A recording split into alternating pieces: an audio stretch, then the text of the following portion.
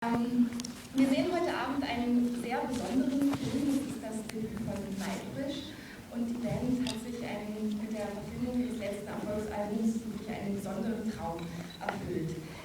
Imaginaerum wird am 18. März offiziell in die deutschen Kinos kommen. Wir sehen es schon heute und feiern ja auch anschließend noch gemeinsam im Franz-Club. Aber eine Premiere wäre natürlich nichts ohne Künstler. Bevor ich jetzt gleich zwei der Bandmitglieder zu mir auf die Bühne bitten darf, möchte ich noch zum Ablauf sagen, nach der Vorführung möchten wir hier im Saal noch ein Publikumsgespräch anbieten. Also beim Abspann bitte nicht gleich rausrennen, sondern Sie haben noch die Möglichkeit, hier mit Nightwish direkt ins Gespräch zu kommen. So, jetzt geht's los. Please welcome Thomas and Marco Jetta.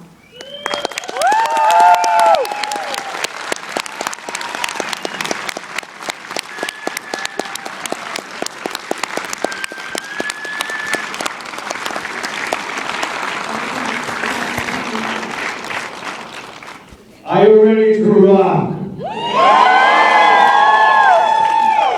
Well, don't. It's the wrong show. And okay, so here's an introduction. We got Mr. Rinco here on stage, or what is this?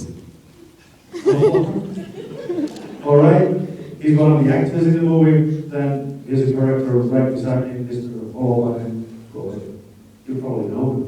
Quite a lot of you do. And I'm just a dumbass they drag along to do some talking. So here it goes. Good evening, everyone. We have a lot of people and companies to thank for our movie, and they're all listed in the credits, so I won't waste our time with that. You wouldn't remember it all anyway. Neither do I, actually. I have something else instead. I'm not sure if I should go this way, but I'll take the risk of sounding self-justifying and maybe a little bit of explaining here. Imagineerum, the movie, has been out of film already, and some of the local critics gave us not so nice reviews about a few things. Music video like editing, the plot and the structure that jumps from one place to another seems to concentrate on serious and modified music, and doesn't bring characters and events close enough. Written between the lines of these reviews was also that in a country of 6 million people, it's not good to raise your head above others, and self-indulgent headists should be put in their place. We're members in a rock band, and being a self-indulgent hedonist is pretty much a well-needed prerequisite there. Director Stoddard, who is most known for his work with music videos, or when you put together a bunch of people like us, this is what you get. You get both an intentional and an accidental mutant, hybrid, and a mongrel. It's by no means perfect, and we readily admit, but there is a story and a trip in the visuals, sounds, dialogue, and all. If you want to judge it, do it by how you feel, not by the book. And I will say this with pride. We are actually, believe it or not, humble, not naive painters of our personal horizons. We had a chance to try for this. We held our breath and we jumped. So, welcome to our darkness. It's warm.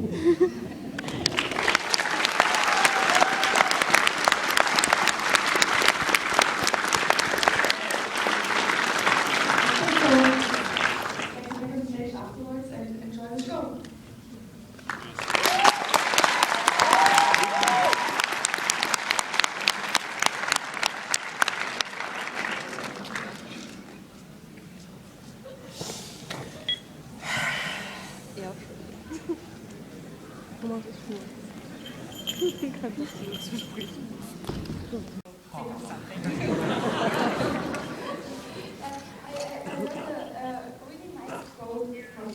Which said that with the album and also with the film, we wanted to express the power of fantasy and the roller coaster ride, which is life. I really like it.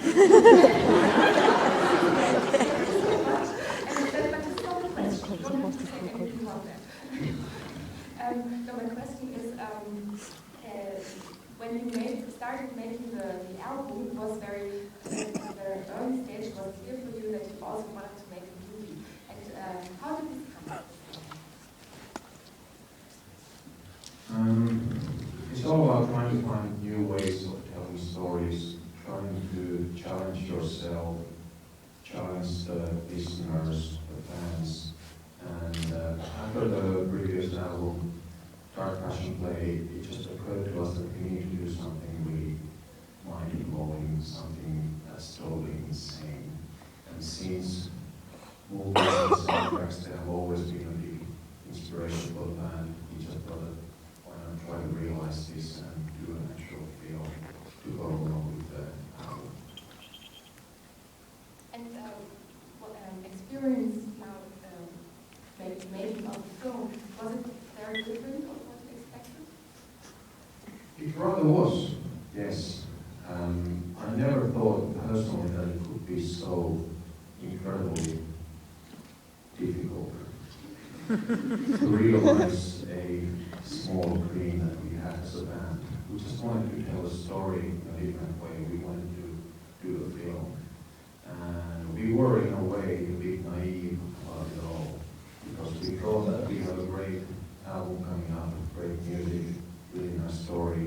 Of course, everybody would be fighting for this story and we would have no trouble getting finance, getting producers and everything. And we were dead wrong. And it was quite an ordeal to get the whole thing organized, but that really proves the point because we never gave up. And it took us about 4 years actually, to get the movie done, and here we are in Berlin, premiere, and the feeling that we have alone is truly unbelievable.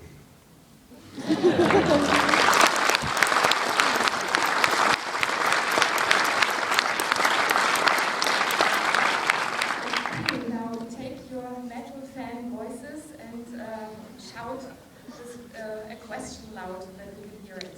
That's the first one. Did you ever cry while writing the story or while watching the movie? No. Because I had cried a lot. There were some scenes that I felt deeply moved, but we're so close to the story and the music, just, you know, it felt a bit weird to see the film for the first time, and, you know, it felt touching in a different way that it probably, hopefully touched you, because for me personally it was more about fulfilling the big dream of making a film. And you were just so damn close to all the characters and all the scenes that you didn't get it the same way as you did.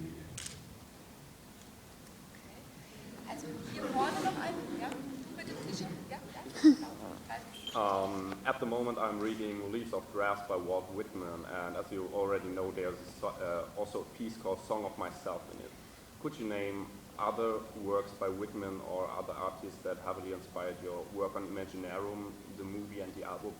The thing about being inspired about something and putting it into your art, it's a controversial thing because you don't do it on purpose. You don't read a book or see a film or listen to music and feel immediately inspired by it. You know, I want to do something similar. I want to do something like this guy has been and put it into my own art. It's more like a subconscious thing.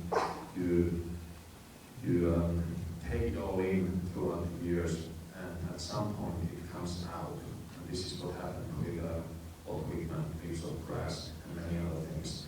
But it never is, and it never should be intentional that I'm immediately inspired by something. Jetzt mal einer weiter hinten, also die du da, also schwarzes T-Shirt, ja,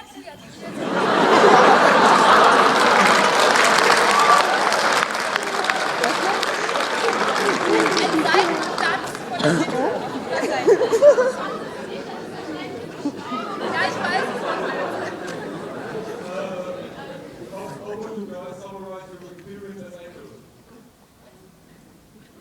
Well, to summarize, being an actor is pretty far from what we experienced.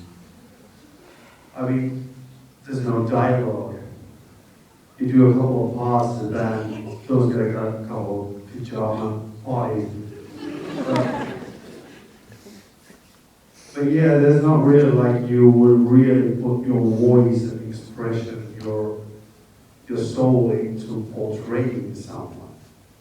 So in this case, what we did was we really sweaty the costumes and lights for some days, and that's it. We wanted to do a believable story, and none of the members in the band have the slightest clue how to act. That's just how it is. And that's why we wanted to keep our parts in the game, to keep the story believable. Oh, so viele. Okay, also ein Mädchen und du hast das, genau, das gruselige T-Shirt an.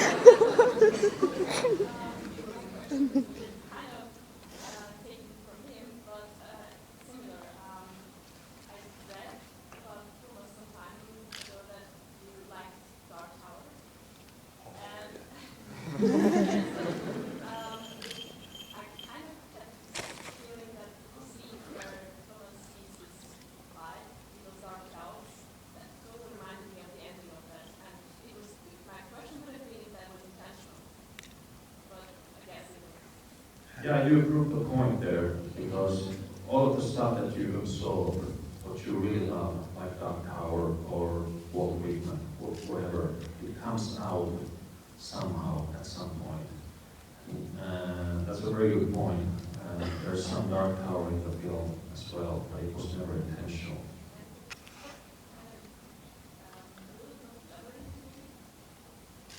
Very likely, yeah.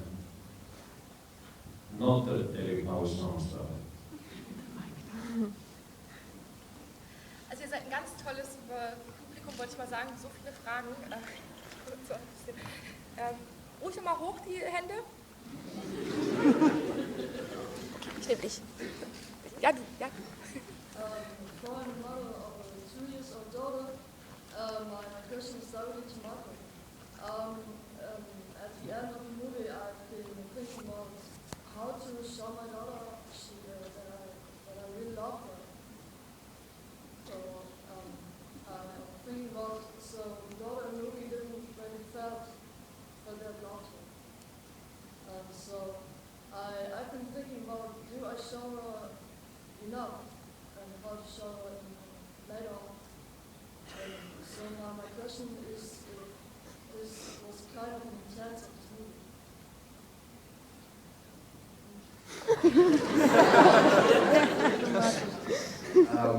That was a really long one, really hard to hear. Sorry to say. So would you do a little bit more simple version or a simple man?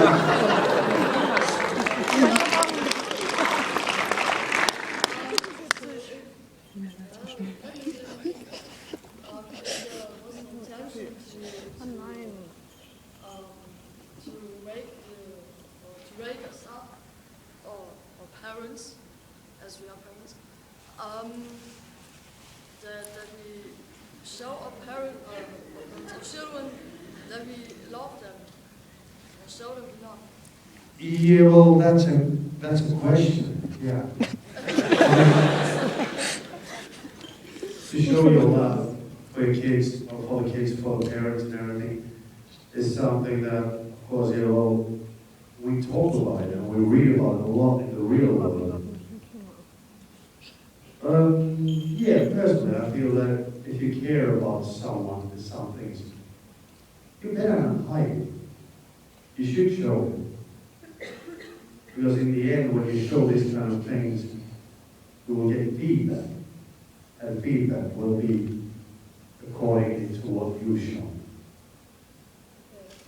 That's what I meant. So if it was just the intent to show this, but that was the main question. Okay, nochmal. Schmeißen Sie sich vor. Ganz links hier auf der Mitte.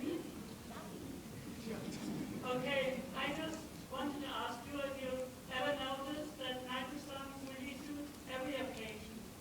What I tell here, I said to my friends, over the hills and far away. When I went here inside the cinema, I said, well, take a step into the land. You guys noticed that the songs really suit everything, every single occasion in your look. Our songs suit every single occasion. And do you mean every single occasion like the happenings in the movie? No, in real life, actually. Really? Well, hey, thank you for that. That just might be the biggest compliment we ever got.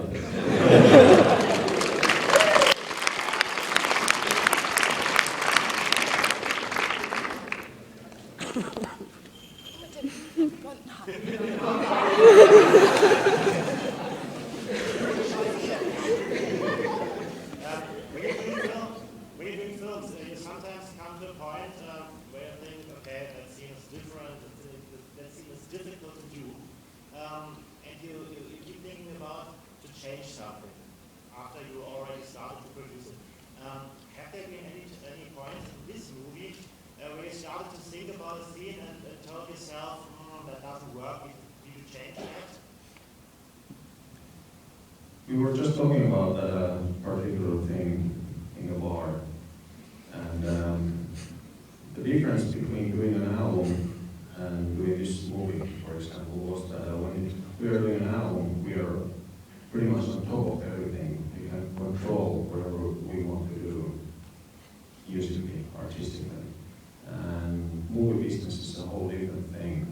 You have a very limited budget, very limited timing in shooting a film. So you really have to do a lot of compromises compared to doing an album. And I think that answers your question. I think we won't be able to answer all questions tonight, but let's do two more. So, okay, it's easy here. Okay, so firstly, I want to say that I really honestly thought you made a really great movie, and just thank you for letting us all see it. So my question is, what really was the most emotional thing for you about making this movie? Like, what really moved you personally? If any. Well, first of all, thank you for the compliments. We appreciate that. And there's a bunch of you here, which is really a good thing for us, and it means a lot to us. But moving and the emotions involved in doing it is that I think the most important thing for me personally was that we were able, like Thomas said, we're amateurs, or we just jumped in and we had to see if we could float.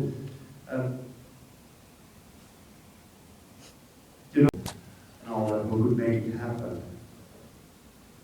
wasn't ever. And it took courage.